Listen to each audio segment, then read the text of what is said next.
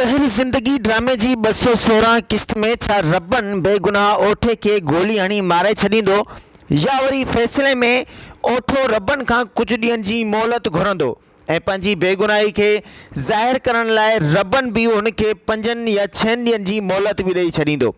ज़हर ज़िंदगी ड्रामे जी 216 किस्त में कमीने कमाल खान पंहिंजी शैतानियुनि चालुनि में बेगुनाह ओठे खे रबन वारनि जे साम्हूं ॾोहदार साबित करे छॾियो आहे।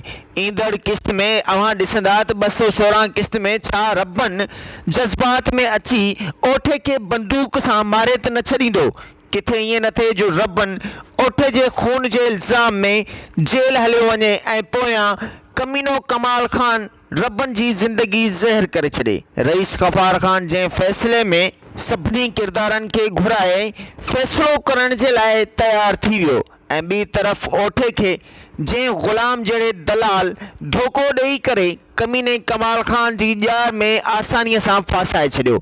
ईंदड़ किस्त में रबन छा ओठे जहिड़े बेगुनाह खे बंदूक हणी मारींदो या ओठो रबन खां कुछ ॾींहंनि जी मोहलत घुरंदो जीअं पाण खे बेगुनाह साबित करे सघे। नाज़रीन, ज़हर ज़िंदगी ड्रामे जे अंदाज़ सां हिकु नओं ड्रामो ज़हर थी वई ज़िंदगी जंहिंजी 4थी किस्त हली चुकी है। जंहिं भी ज़हर थी वई ज़िंदगी ड्रामो ना ॾिठो त हिन वीडियो जे डिस्क्रिप्शन में वञी 4 लिंक मौजूद आहिनि। पहिरीं, ॿीं ऐं टीं, चौथी किस्तुनि जा लिंक मौजूद आहिनि। अवां उन लिंक जे ज़रिए ज़हर थी वई ज़िंदगी ड्रामे के आसानी ॾिसी सघंदा। ज़हर थी वई ज़िंदगी ड्रामो हर जुमे ते शाम 7 बजे हलंदो आहे। याद हुजे त हिन ड्रामे में भी अवां जा मनपसंद अदाकार शामिल आहिनि। जी हाँ, रबन मतलब आज़म मेंगल जेको हिन ड्रामे में कादन कबूतरी जो किरदार अदा करे थो ऐं मीरा जेका हिन ड्रामे में रूबीअ जो किरदार अदा करे थी।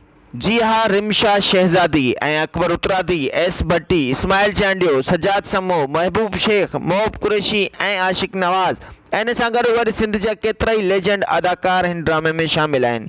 जेकॾहिं अव्हां हीउ ड्रामो नाहे ॾिठो त हींअर ई डिस्क्रिप्शन में वञी लिंक ते हिन ड्रामे खे आसानी ॾिसी सघंदा ऐं असांजी HD TV खे सब्सक्राइब अगरि नाहे कयो त काइंडली सब्सक्राइब बि कंदा, छो त सब्सक्राइब करण सां अव्हां जो बैलेंस त घटि कोन थींदो पर असांजी हौसला अफ़ज़ाई ज़रूरु वधंदी। ज़हर ज़िंदगी ड्रामे जी अपडेट ऐं ज़हर थी वई ज़िंदगी ड्रामे जी हर किस्त ॾिसण लाइ ॾिसंदा सिर्फ़ ऐं सिर्फ़ असांजी HD TV YouTube चैनल के।